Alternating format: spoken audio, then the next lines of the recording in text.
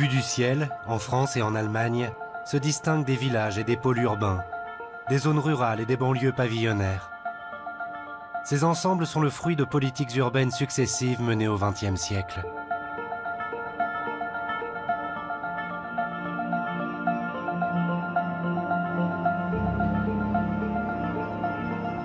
Afin de reconstruire des communes entières après la guerre, d'absorber les migrations rurales et étrangères et d'améliorer la qualité de l'habitat dans les métropoles surpeuplées, nos deux pays ont répondu chacun à leur manière aux crises du logement qui menaçaient leur population.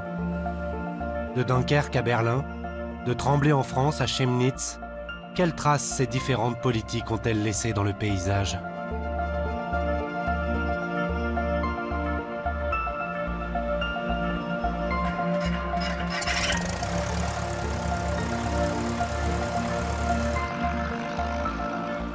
Aérodrome de Nîmes-Courbessac. Sylvie Tissot est sociologue, spécialiste des politiques urbaines. Des techniques à l'origine de la sociologie urbaine et notamment l'idée que l'espace c'est une construction sociale, c'est la photographie aérienne en fait. Pour montrer qu'en fait l'organisation de l'espace n'est pas obéie pas au hasard, mais obéie en fait à des logiques sociales.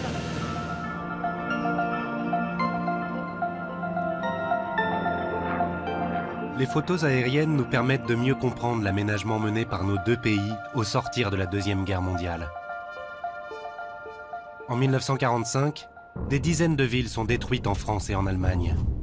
C'est le cas de Brême, par exemple, en Basse-Saxe, ou de Dunkerque, dans le nord de la France. 90% de son centre-ville et du port sont anéantis.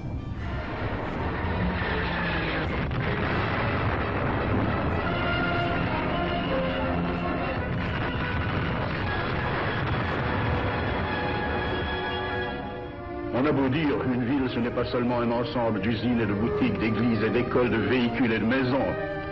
Une ville, c'est avant tout un petit peuple. C'est une foule d'êtres humains qui ont tous comme un air de parenté. Olivier Ratouy est historien et professeur d'urbanisme. La reconstruction est vécue comme une occasion de faire une ville nouvelle. Le premier travail des reconstructeurs, c'est en fait un travail à partir du cadastre, afin d'identifier l'ensemble des propriétaires sinistrés et l'exact état des biens détruits. Dans certains cas, c'est le cas à Dunkerque, certaines rues ne sont même plus identifiables.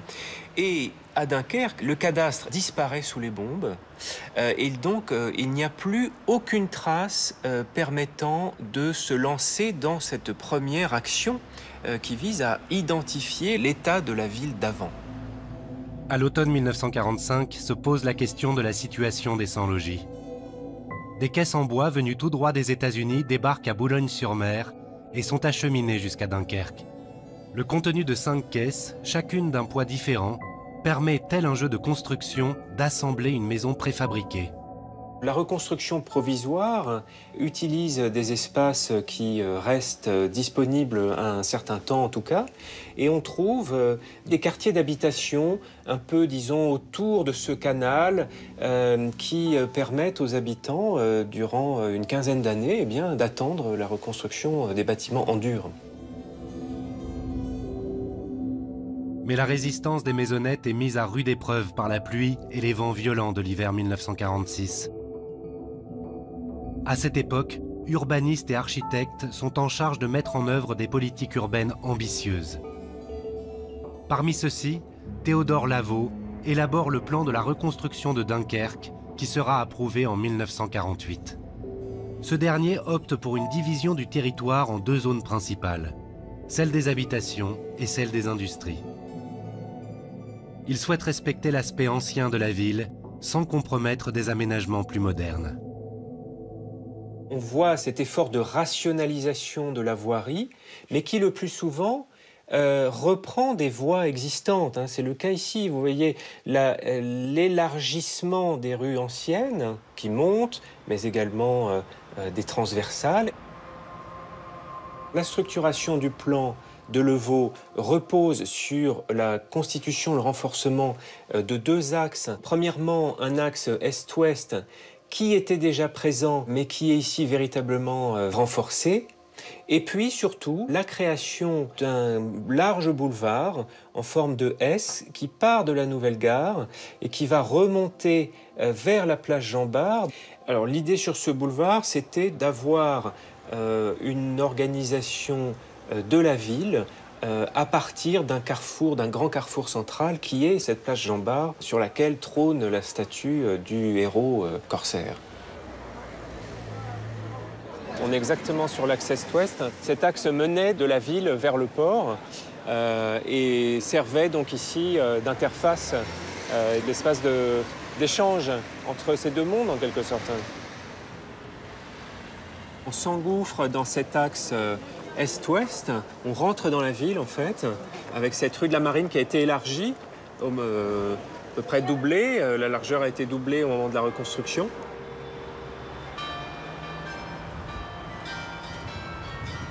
Le long de cet axe est-ouest s'étage la reconstruction et cette forme nouvelle pour la ville, puisque les anciens immeubles sont regroupés sous des entités qui doivent avoir une unité de traitement.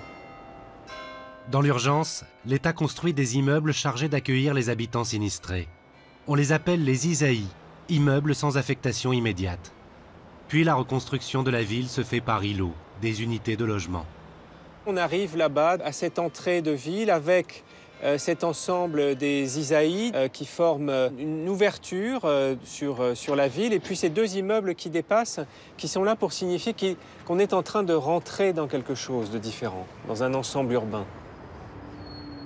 Avec cet ensemble architectural, on a un nouveau dispositif qui est, on pourrait dire, anticipateur des développements des années 60 dans la mesure où il n'y a plus d'alignement sur rue.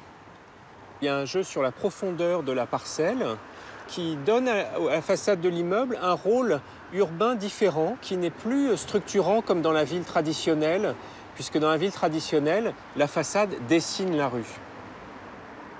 L'urbaniste en chef est attentif à faire entrer ce qu'on appellerait aujourd'hui la nature dans la ville.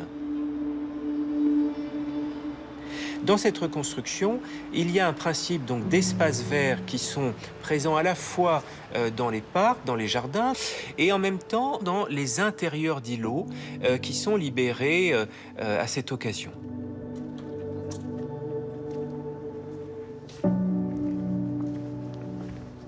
On a ici un intérieur d'îlot assez intéressant puisque on est en plein centre-ville et en même temps on est dans un espace extrêmement paisible. Cet ensemble fait l'objet, d'un point de vue architectural, d'un intérêt assez manifeste en raison de la qualité de son traitement, de l'ensemble des détails, y compris dans les matériaux qui sont utilisés, les briques, les ensembles vernissés, les tours de menuiserie, des fenêtres, de portes que l'on peut observer et qui sont assez exceptionnels.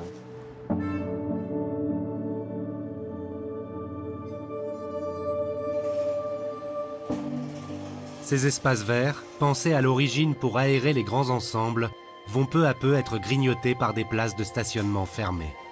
Ce qu'on observe, c'est une tendance dans ces îlots à restreindre l'accès aux non-résidents qui a pour conséquence de venir perturber ce système tel qu'il avait été conçu au départ.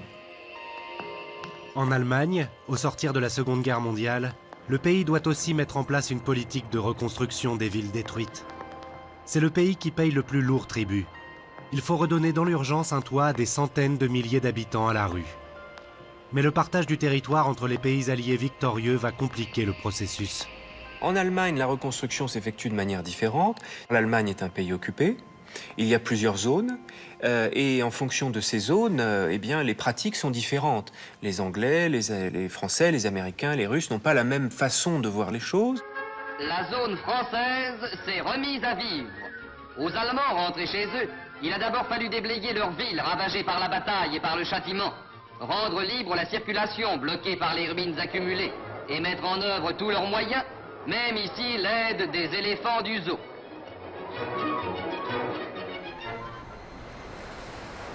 En Allemagne, la politique de logement est à la même époque beaucoup plus volontariste.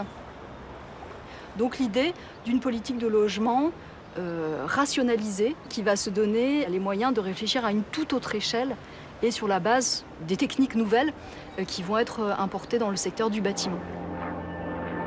À Brême, par exemple, au nord-ouest de l'Allemagne, après la Seconde Guerre mondiale, la priorité lors de la reconstruction de la ville a été développée sur 3 axes. Cacher tous les vestiges des destructions, faire de la place pour les habitats, rendre le centre attractif économiquement.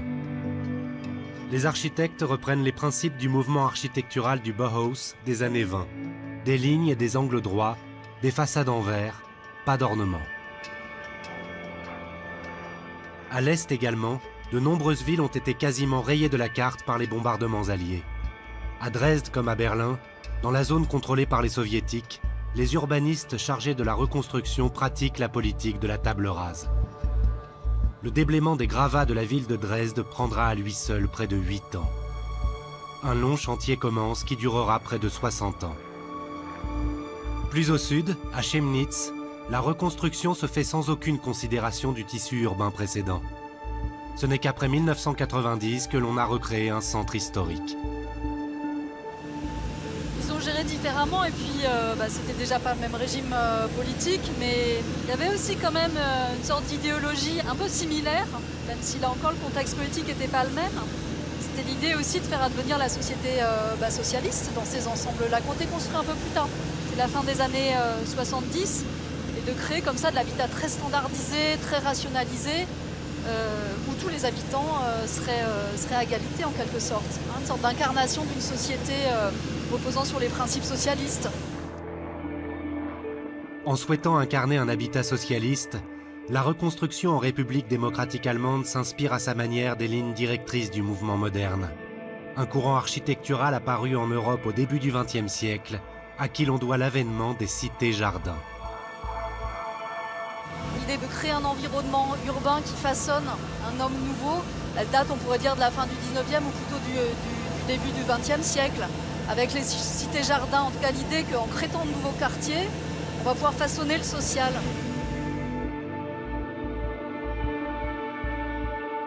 Pensées en Grande-Bretagne par l'urbaniste Ebenezer Howard, les cités-jardins sont à l'époque une réponse au développement anarchique des villes industrielles.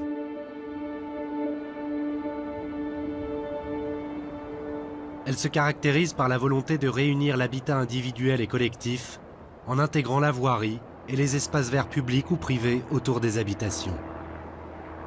Les cités-jardins sont alors bâties pour accueillir les populations de l'exode rural.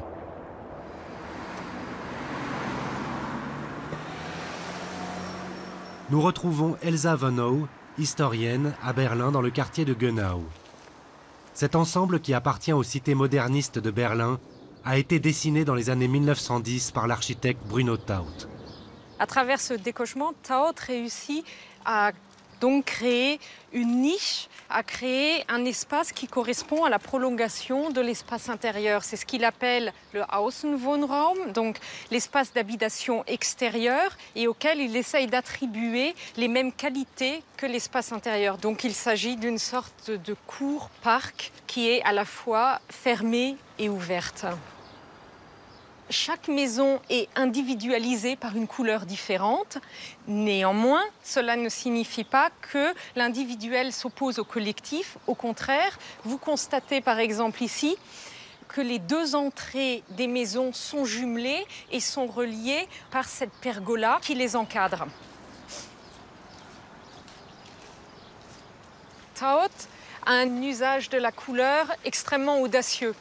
Et c'est peut-être ce qui crée l'attrait de sa cité et ce qui en fait aussi la qualité, c'est qu'il n'a pas hésité à avoir des alliances chromatiques qui sont très inhabituelles et inhabituelles aussi pour l'époque, ce qui a fait qu'il a été aussi la cible de très nombreuses critiques et que à l'époque on a comparé sa cité à une palette de peinture, on l'a appelée Tuschkastensiedlung. Donc c'est quelque chose qui a aussi beaucoup choqué une partie des contemporains.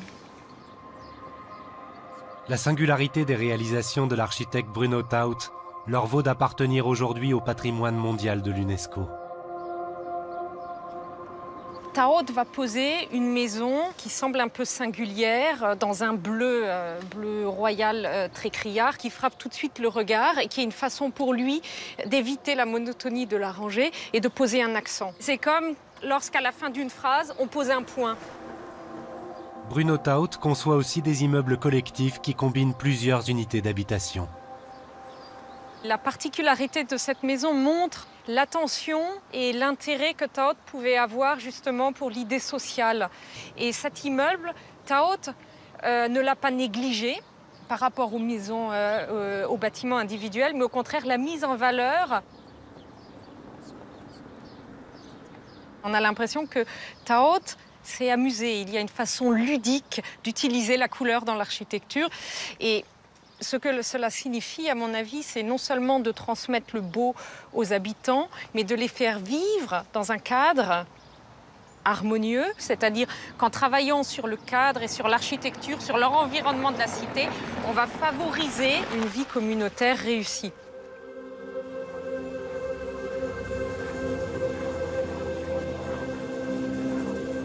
En France, comme en Allemagne, les modèles de la reconstruction font appel aux expériences passées.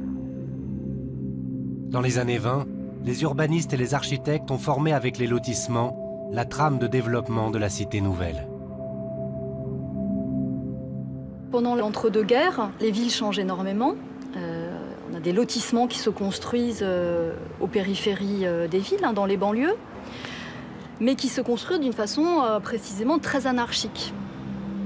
Ce qui apparaît à cette époque-là, c'est de nouveaux espaces, on pourrait dire populaires, recherchés aussi par ces ménages ouvriers, qui à l'époque habitent dans des quartiers ouvriers de Paris, type Belleville, Ménilmontant, dans des conditions de logement, de surpopulation, etc.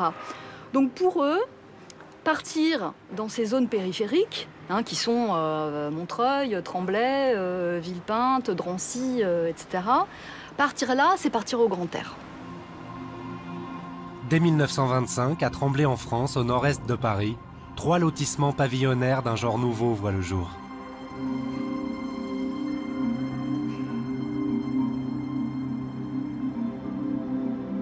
Hervé Revel est retraité. Il a longtemps enseigné à Tremblay en France.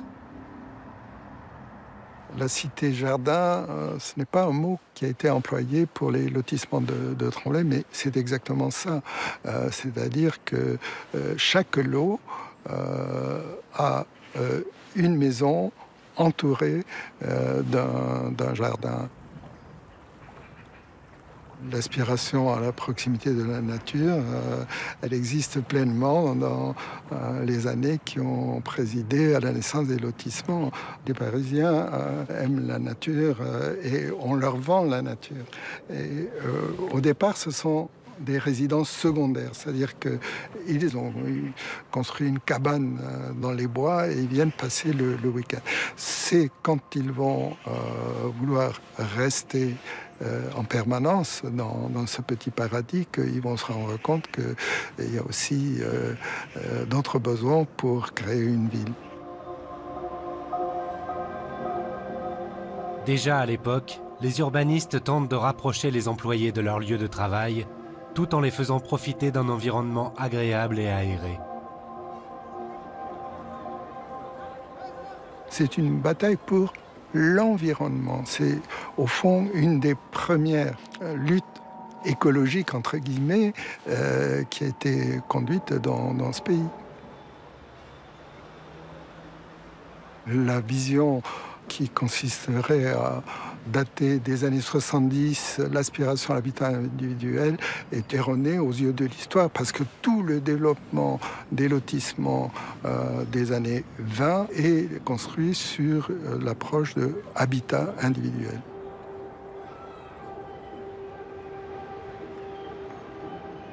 La construction dans l'entre-deux-guerres des lotissements de Tremblay en France est un projet visionnaire. C'est aussi, avant les grands ensembles, une des premières expériences du logement où il y a une dissociation entre l'espace d'habitation et l'espace de travail. C'est le début des banlieues dortoirs, en fait, les lotissements. En France, à partir des années 50, l'accroissement de la population urbaine fait éclater une crise du logement. Les politiques et les urbanistes de l'époque vont alors lancer un vaste programme de construction de grands ensembles. L'idée dominante est celle d'une unité ouverte sur des espaces libres et plantés pour une amélioration de l'hygiène de vie, de l'ensoleillement et du fonctionnement entre les zones d'activité. Habitation, cheminement piéton et circulation automobile. Le mouvement de l'architecture moderne, porté notamment par Le Corbusier, c'est un mouvement qui naît pendant l'entre-deux-guerres. Donc l'idée des grands ensembles, elle existe déjà. Mais il y a un contexte, un élément de contexte qui est déterminant. C'est l'élément politique, on pourrait dire, de l'après-Seconde Guerre mondiale. Un moment où l'État social occupe une place très très importante. Donc un État qui intervient sur un mode qu'on a un petit peu oublié aujourd'hui, qui va être celui de la planification. Entre 1950 et 1970, la France va construire de grands ensembles partout où la crise du logement se fait sentir. En banlieue parisienne, mais aussi autour des grandes villes de France. L'idéal qu'il y avait derrière, c'est de faire coexister dans un même lieu des classes sociales différentes ou des groupes sociaux différents, avec l'idée qu'en les faisant cohabiter, eh bien, on allait se débarrasser justement de ces inégalités, de ces clivages sociaux. Une sorte d'utopie qui a été beaucoup critiquée, mais en tout cas, il y avait ça à l'origine dans ce projet de réforme de la ville. C'est-à-dire de créer un environnement qui allait créer une sorte d'homme nouveau et d'espace affranchi des divisions de classe. On peut critiquer la monotonie de cette architecture. En même temps, il ne faut pas oublier que pour l'architecture moderne, Le Corbusier, etc., l'idée de construire en hauteur, c'était pour avoir de l'air, c'était pour avoir du soleil. Et les habitants qui souvent ont déménagé de ces centres-villes vers les grands ensembles se souviennent de cette impression de lumière incroyable en déménageant. Donc ce qu'on voit maintenant comme quelque chose de gigantesque, d'inhumain, était perçu, en tout cas par les premiers habitants, comme quelque chose d'extrêmement positif. On oublie qu'après la Seconde Guerre mondiale, la crise du logement, elle ne touche pas seulement la classe populaire, mais même la classe moyenne, et même certaines fractions des classes supérieures ou des cadres. Et donc déménager dans les grands ensembles, c'est un progrès. On pourrait dire que c'est l'accès au logement moderne pour une grande partie de la population française, classe populaire comprise. Au milieu des années 60, la politique de décentralisation menée par l'État français pour éviter la croissance anarchique des grandes agglomérations va donner naissance aux villes nouvelles.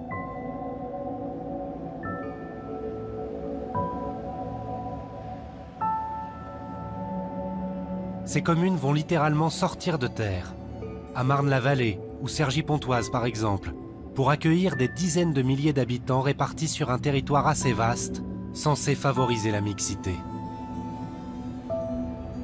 On observe un autre retournement qu'on peut situer à la fin des années 60 ou années 70, où là c'est un tout autre modèle qui va être promu et ce qui va revenir en grâce, si je puis dire, c'est à nouveau la maison individuelle. Tout d'un coup, on a vu dans l'habitat individuel et le pavillon le rêve absolu de tous les Français. Si jusqu'ici construire des grands ensembles était un moyen de favoriser l'habitat collectif, un changement politique important s'opère. La réalité quotidienne des grands ensembles s'avère très éloignée des projets et des rêves de leurs concepteurs. Promiscuité sociale, monotonisme architectural, manque d'entretien, le public se détourne quand il le peut de ces structures au profit d'une valeur refuge, la maison individuelle. À partir des années 70, notamment de 77, le gouvernement décide de mettre l'accent sur l'accession à la propriété, c'est-à-dire favoriser une politique de construction des pavillons.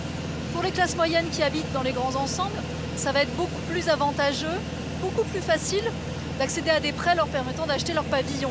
Et les centres-villes qui sont aujourd'hui des centres-villes rénovés en grande partie pour les villes françaises, accueillent des populations plutôt privilégiées. Et à l'intérieur de ces centres-villes, on a des quartiers plutôt bourgeois.